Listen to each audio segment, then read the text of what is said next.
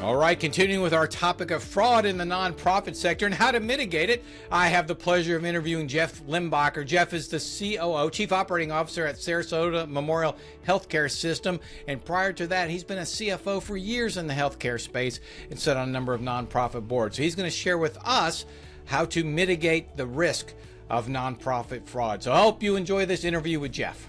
So Jeff, would you please tell the audience a little bit about yourself, your career trajectory, and how you came to be COO of SMH? Sure, Michael. First of all, thanks for allowing me to be part of this conversation. I'm certainly happy to help, and hopefully I can impart a little bit of wisdom through this. We'll see. But as you mentioned, I'm currently the Chief Operating Officer of Sarasota Memorial. Great, wonderful organization here in Sarasota, Florida, that I'm super proud to be a part of. I've been here for 3 years. I came as the Chief Financial Officer. As you mentioned, I have that background. And then about a year ago, I took on the role of Chief Operating Officer. Prior to that, I spent almost 30 years with Franciscan Missionaries of Our Lady Health System out of Baton Rouge, Louisiana. And as part of that, most of my career at Our Lady Lake, which is the largest flagship hospital for that healthcare system, which operates today about 8 hospitals out of Louisiana and Mississippi. But I was in financial roles my whole career and ended up being the CFO for the healthcare system before I left and came here. Oh, well, we're glad you're here. And I want to jump right into the topic, and it's fraud, is particularly in the nonprofit space. Recently, we heard something about Jackson Health Foundation down in Miami. And recently here, we had something with Sarasota Little League, and you sit here and it's crushing to hear stuff like that. So when you read articles like that, what do you, as a CFO, what do you think? What are your observations? Well, my first observation is feeling bad for the folks that are involved with that, because I most of us that have semi-long careers in corporate or nonprofit or large small organizations, especially in finance, have been involved with some sort of fraud, unfortunately. So I have my own, and we'll probably get into some of those examples in my experiences. So that's my first response. I've been involved with 4 or 5 in my career. And certainly, so hearing about those things, there's lessons that I've learned in the past that maybe would have helped in some of that space that we can get into a second. But you also want to reflect on what you heard in that and what can you learn from, and do you need to consider some things outside of the initial, shoot, I hate that happened to somebody. What can we learn from in our own organizations? But it happens. It also, the other part of the answer, Michael, is it's not surprising to see those things happen. Isn't that what a shame that is. I Yeah. guess it's you're in the business, and so for me, it was a little when you read the headlines, you're like, "Oh my gosh, I can't believe this happened." So, paint the scenario or in your experiences, how does it even start, and how do people get away with it? Yeah, the experiences I've had, and I should also step back. I was started as an internal auditor in the Oh, organization, Louisiana, and believe it or not, I was although I wasn't a fraud examiner, I was the designated fraud expert back then. So I did do extra classes on fraud and things like that as part of my career, very early, first 2 or 3 years of my career. So I did get involved with some small things, but they generally start off small. And, we're generally talking about what I'll call white collar crime at the end of the day. And in my experiences, it's people that are good, that get themselves caught up in a situation. And if they're not caught early, so to speak, it oftentimes will just continue and get in a little larger and a little larger and a little larger.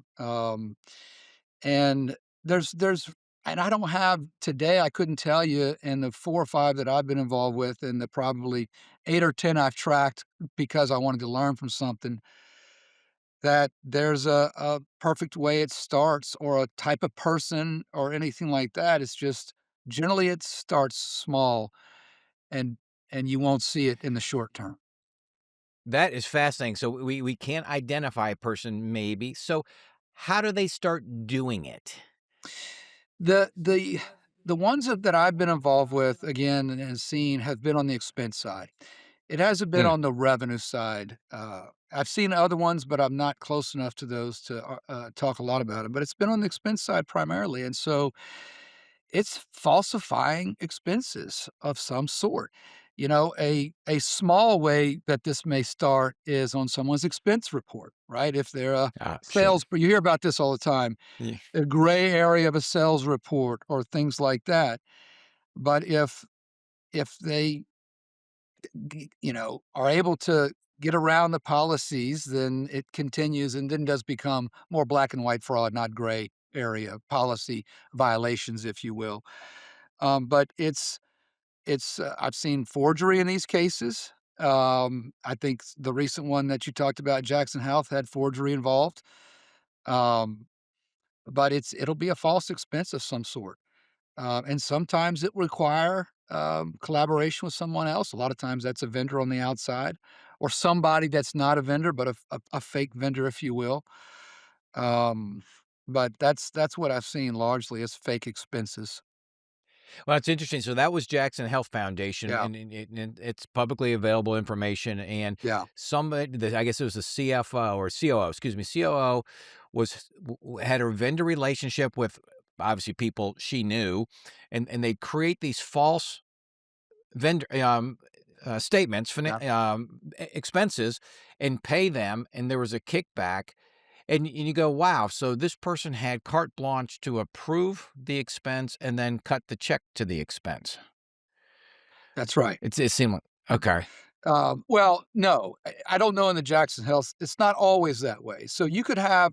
It depends on the size of your organization, but you could have a large organization with separation of duties.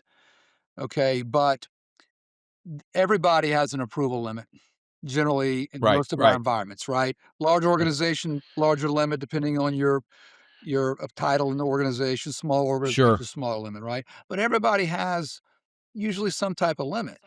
So typically what you'll see is those transactions are below that person's limit. And if it goes through to the accounts payable department, it looks like legitimate expense, no reason to question it. And then, the check's cut with an automatic signature after it goes through the policies and the processes of that organization. But you're not going to be able to um, commit as much fraud under your levels, right? So the next level of Right. fraud would have to involve some type of forgery, probably, or just being a little more daring in how one approaches expenses in hopes that the processes and the controls in place through your financial internal processes don't catch what you're trying to do. But then that would be taking a bigger risk for the person perpetuating the crime, if that makes sense. It does, but they still will do it. And is it a lack of controls or just the controls aren't enforced? In your experience, the ones you've seen, are there controls in place and people just haven't enforced them, or literally are there no or limited controls in place? And the ones that I've seen, the controls were in place, and the person figured out a way around them, or the controls weren't enforced properly. So in the ones where the person got around them, and some of these were 20, 25 years ago, as I mentioned, when I did some fraud Yeah. investigations early on in my career, but a couple of big ones, frankly, for that time. We had to adjust policies and internal controls. So there was some lessons learned in some of those earlier ones that I was involved with where we did change things. And as we go through some of your questions, I'll mention some other things that we did, but and further larger ones that I was involved with later on in my career. So you got to have the controls in place and enforce them, which sounds very simple. Uh, and I know that can be challenging, especially with turnover and things like that, or a superior, somebody with a fancier title saying, no, we're going to do it this way. Why don't auditors find this stuff?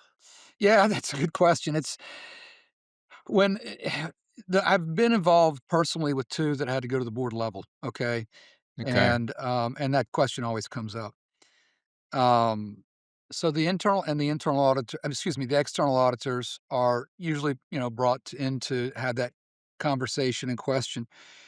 They're mainly your external audit typically does a cursory internal control review, okay? But they're ultimately looking for financial statement errors, not fraud. Okay.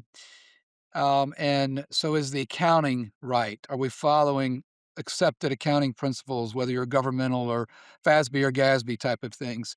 And so they're looking to see, is the reader, the investor generally, um, um, are the financial statements accurate, and you can base your current and future investment on the accuracy of financials. So there's a pretty big materiality level on those, Michael. And I'll tell you, although I've been involved with, frauds over several $100,000, never seven figures, but that's a lot of money, when you consider it. But generally, in a large organization, that's not gonna hit a materiality level for an external auditor to look at. Now, if you're in a smaller organization, you mentioned the Little League, now they're probably not getting external audits. That's a different thing. That would be probably a substantial lack of controls somewhere that caused that, because that would be material for them. But it's not the external auditor, it's the internal financial controls, oversight and approval by executive management and the board in some cases, which we might get into a little bit more in your future questions. So it is going to come into play depending on the materiality. Um, but for a larger organization, it's not material to them. It's the public relations issues. It's You know, it's the trust in an environment between board and management, right? Because generally that's management's responsibility at that level. And then it's trust inside the management and the financial leadership of, hey, what did happen? How could this happen? It creates a fair amount of angst for a while until you correct things and or trust is reestablished. That's the bad part about these things. Oh, it sure is. Yeah. So you've been in the nonprofit sector, it sounds like your entire Yes. career. And it's so the presidents of your organization, however many there are, and I know the one you currently have, how does the board provide oversight of that individual? Because as I've seen out there, the president of a nonprofit executive director wields a lot of influence and power, Yes. but there's got to be controls on him or her. Just what are some things that a board should do or might do? In a large organization, I think you're in and for this area, okay, what the board is focused on and working on with the CEO of most larger not-for-profits is, strategy, community relations, taking care how are we serving the mission of our organization? Really what I call the big rocks, and so the expectation in that situation is that the CEO, president, and their management team is handling the day-to-day blocking and tackling of preventing fraud, in this and a lot of other things, right? And so they're gonna look to that CEO or president to answer those questions along with probably the CFO, on how did this happen? What can we do to prevent it in the future? And how are we handling any public relations issues? The other reality of it, and I've experienced this with my own boards when I've had to go, in front of them and talk through some of this. There's a lot of your board members that have been through it before too.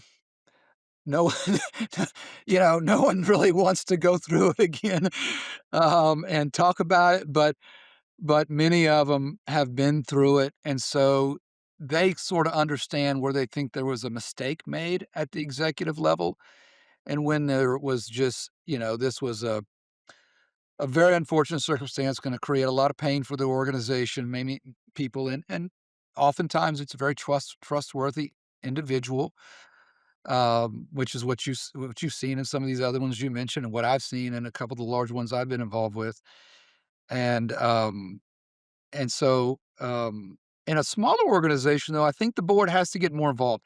I think they have to be a little bit more I think they have to be a little more of an asking questions about internal controls along with other things, that a board would do. And that's where I think it's probably more difficult to find the sweet spot and assume that the CEO, because 'cause you're not gonna be able to handle to put separation in duties in place in a small organization that you can in a large organization.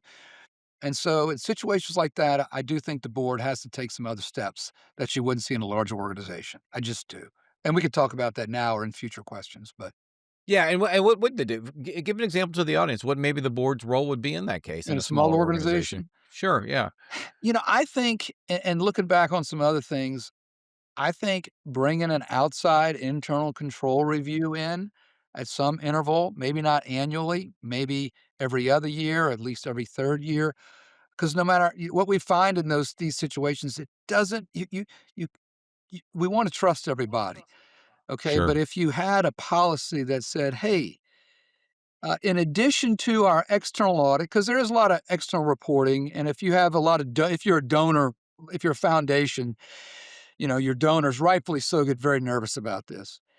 It may be that your standard is in addition to whatever audit I have, Yeah. I'm going to be an internal control and testing review aspect to it as just a matter of policy.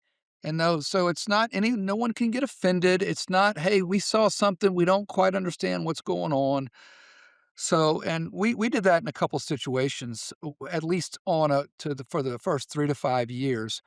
But if I would, and I would, we were large, but one of these were at a subsidiary of ours, and so I would argue that in a smaller organization, putting something like, and it's going to cost a little money, but it makes everybody feel better. I would argue if I were the CEO, I would invite that for my own protection, and just say this is part of the way we do business from a policy perspective.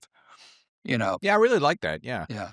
Because And the from board, a the board in some small organizations, the board's maybe signing off on CEO expenditures.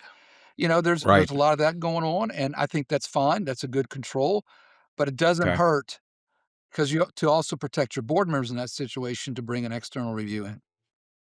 And what about just that in these organizations? And I'm thinking the smaller ones that handle a lot of cash, like Yeah, a little league, like a yeah. booster club at a high school. What are your recommendations for when there's a lot of cash involved that controls can be put in place? I think you got to go follow your. I hadn't done this in a while, but your good old nature's cash controls, right? And you got to be really, really concerned with the expense side too, because you see, you're right. On those smaller, on the cash ones, you do see a lot of the, I'll call revenue side fraud, right? Ah, sure. And which in the organizations I've been involved with, we're not taking a lot of cash in. But certainly, even ours, we had petty cash and stuff and things like that. But you got to put solid cash controls in place and have real separation of duties at that point. Um, and it's hard to afford that if you're super small. So obviously, trust. Yeah, I guess the other thing we didn't talk about, even a small organization, is changing what people do on a regular basis so that you get it somebody else looking at it. So if you have one person that's doing it 80% of the time, have somebody else do it 20% of the time. Teach them, Ah, train them, have some cross training, and say, because the other thing that you is famous in this is people. Well, and this is not quite the little league concept, but people don't take vacations, right? That's one of the reasons you force vacations for finance people. Okay, yes. so anybody involved with cash, or if it's event type stuff, like that you're raising money and it is a lot of cash transactions, then, have somebody else do that job next event, you know, um, those sorts of things. Yeah, those are simple things to do. That's They are. actually very insightful. So let me ask you this, going back to the bigger frauds in, Jackson Health or pick your poison. So I think that one was $4.3 million over a period of time. Should it have been Wow. caught sooner? If you step back and you go, how in the world? Or do you go, yeah, you can do that.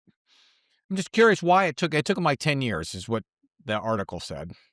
Well, I didn't realize that was 4.3, so that's large. It's Um, big money, big that's big. bucks. How Yes. do you know how that was over a decade?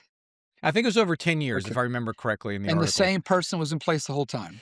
That's my Okay. understanding as a COO, yeah. Um, so that's, if you think about Jackson Health's budget, over that time. Now, I don't know the structure with the foundation there, if it was a wholly owned sub or separate organization, maybe a separate organization because Jackson Yeah. Health is public, but in the big Jackson Health situation, over a 10-year period, um, the probably what I'm surprised at a little bit in that situation and what happens, and I've experienced this in some of the things I've been involved with, and the larger ones I've been involved with, we had tips involved also. Oh, Okay, so one of the things is the organization. It's just like a hotline, right? I mean, everybody has a hotline now, or larger yeah. organizations. But are we listening to our tips and hotlines and things like Oh, that? So, and I don't know the case in this situation, but I do know one situation that I was involved with. We need to make sure that we listen to the tips. Is one thing, okay?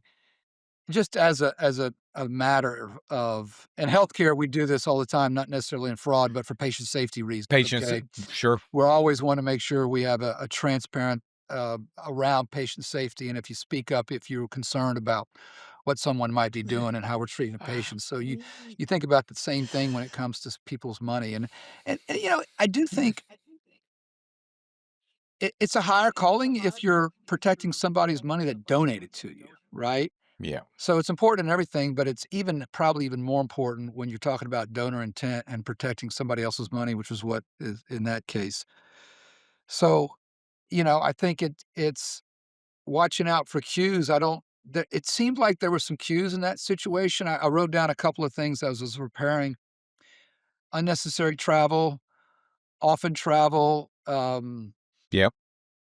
um, you know, events and or trips and or things that are extraneous to the mission. You know, um, I've learned I wouldn't have thought about that 20, 25 years ago, Michael, but I've learned Mm, in hindsight that some of those might be red flags to think about. Um, so I'm hesitant to say they should have caught that. yeah. Sure. I really am. But I don't know how much that organization raises, but my hunch is over that period of time, it was not material even for the foundation. Okay. Yeah. Um, but you know, and I think um, but admitting, you don't want to get too defensive about this stuff. You quickly want to say, hey, it unfortunate.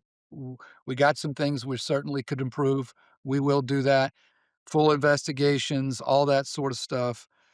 And then we'll get better and then get out ahead of it, real quickly. And do these organizations ever recoup the money? They always catch the person, right? Or eventually they catch the person, but I'm figuring the money's gone, or will they get it back? Very Have you difficult. ever seen? Yeah, okay, that's Very difficult. wh which kinda makes your case. You gotta look ahead. Yeah, horrible situation, but you just gave great talking points for anybody who will go through this, and people will. You admit, "Yep, we messed up, we apologize, but here are the steps we're taking to fix this, to rebuild trust, and away we go." And Yeah. I sound flippant, I don't mean it that way, but really, it's you gotta focus ahead. Yeah. You do. You do. Yeah. You do. Okay, so I'm a board member out there listening to this podcast, and I'm going, "Oh, I'm a little nervous now." What advice would you give board members for nonprofits out there in this landscape, whether they have a legitimate red flag warning or just like, "I just wanna make sure we're okay." I would say take it real serious and assume the worst. And not because the chances are there's nothing there, but it's just the downside of, having a question in your mind and not bringing, the the policies and or questions and or outside, hiring of somebody, if like I mentioned earlier, not bringing that to bear early, it's just the penalties and downsides too much later. Um, so if you're nervous, get in there early and do it. Whatever you think and talk about it. Talk about it with the experts. Talk about it with your auditors every year and to see if they have any thoughts about it. So don't be shy. Yeah, and I think you know when you said make it a matter of policy, bring in an outside organization every 1, 2, or 3 years. I think you said not you don't need it every year, but the expect what you inspect, and trust but verify. Yeah, Right? that's right. Expect what That's you right. inspect, That's right. That's and good. Those are trust good but quotes. verify. That's a good quotes. Yeah, the vast That makes majority of the sense. time, you're there's everything's fine, right? Everything's just going well, and but it does happen, unfortunately.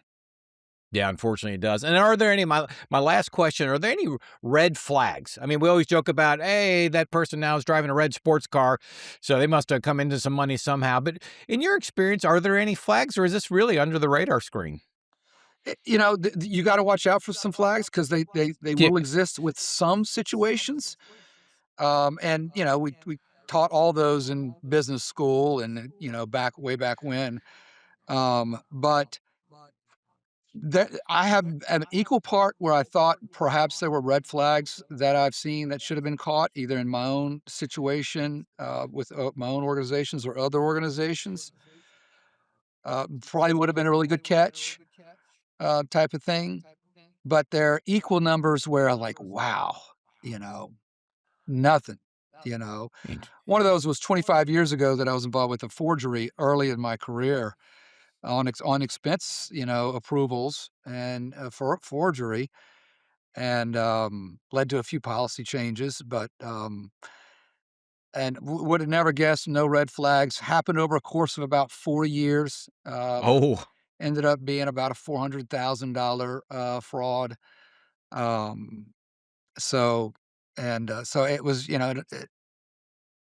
we eventually probably would have figured it out because again, they grow. That's yeah. what generally happens is they grow, and that's when usually they get caught in my experience.